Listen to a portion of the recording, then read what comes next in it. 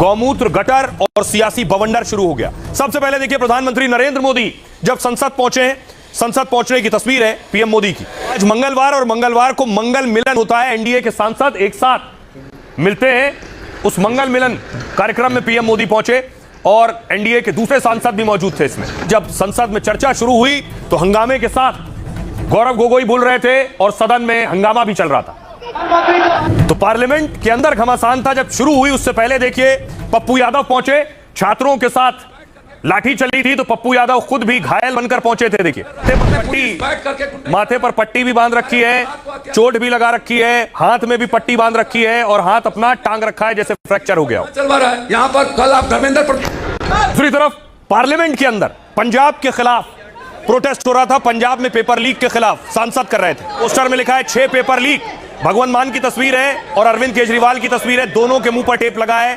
सांसद कहना चाह रहे हैं इनके राज्य में पेपर लीक होता है तो ये कुछ नहीं बोलते।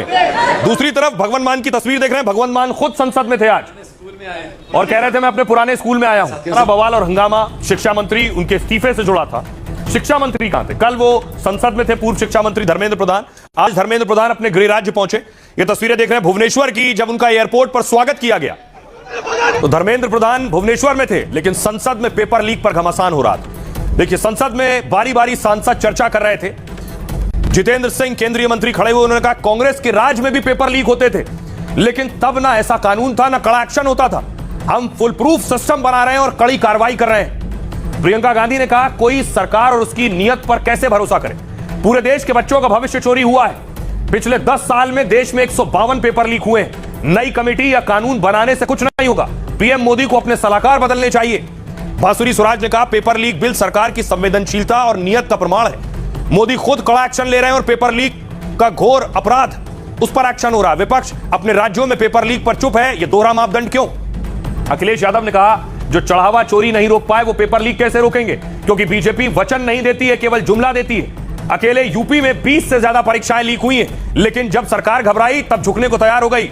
मैंने इमरजेंसी नहीं देखी लेकिन दिल्ली में बेरहमी देखी है। छात्रों पर लाठीचार्ज और गोले इमरजेंसी से कम अन्याय नहीं है। किरण रिजिजू ने कहा छात्रों के आंदोलन के बाद सरकार बिल लेकर आती है, ये अच्छा है। यह आंदोलन के बाद सरकार कुचलने के लिए इमरजेंसी लगा देती है, वो अच्छा है। अखिलेश यादव समाजवादी है, बेहतर जवाब दे सकते हैं। गौरव गोगोई ने कहा 2024 में कानून लाने के बावजूद 2026 में पेपर लीक हुआ।